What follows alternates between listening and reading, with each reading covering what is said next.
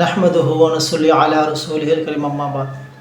সম্মানিত সুধী, কেউ যদি সকাল এবং বিকাল সূরা ইখলাস বেশি বেশি পড়ে, সকালে বেশি পড়লো এবং বিকালে বেশি পড়লো, অর্থাৎ তার সাধ্য অনুযায়ী যতটুকু বেশি পড়া যায় বেশি বেশি পড়লে আল্লাহ তাআলা তাকে বড় ধরনের পাপাচার থেকে মুক্ত রাখবেন, বড় ধরনের কবিরা গুনাহ থেকে আল্লাহ তাআলা তাকে বাঁচিয়ে রাখবেন।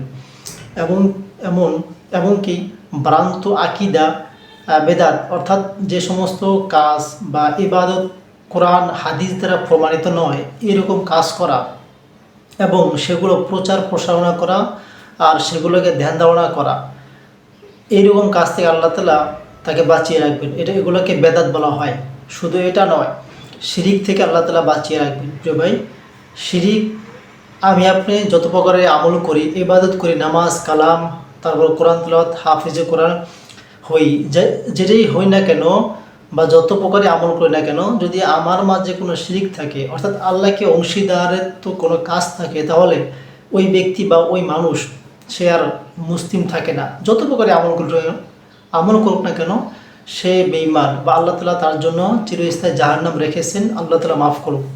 প্রিয় ভাই, এই যে সকাল এবং বিকেলে যদি আপনি পড়েন বেশি বেশি, তাহলে আল্লাহ তাআলা এই ধরনের কাজ থেকে আপনাকে হেফাজত রাখবেন। সূরা ইখলাস, কুল হুয়াল্লাহু আহাদ আল্লাহুস সামাদ লাম ইয়ালিদ ওয়া লাম ইউলাদ ওয়া লাম ইয়াকুল লাহু কুফুয়ান আহাদ।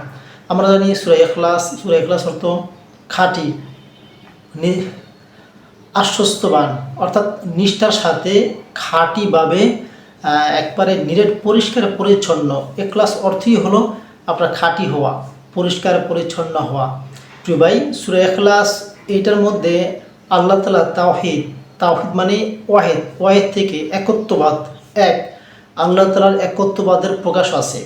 এবং এর মাঝে আল্লাহ তাআলা কোনো কাজ তিনি কারোর সাথে শরিক করেন নাই, কাউকে তিনি জন্ম দেননি এবং কারো থেকে তিনি আসেনও নাই, কারো থেকে সৃষ্টি বা জন্ম হয়েও আসেন নাই।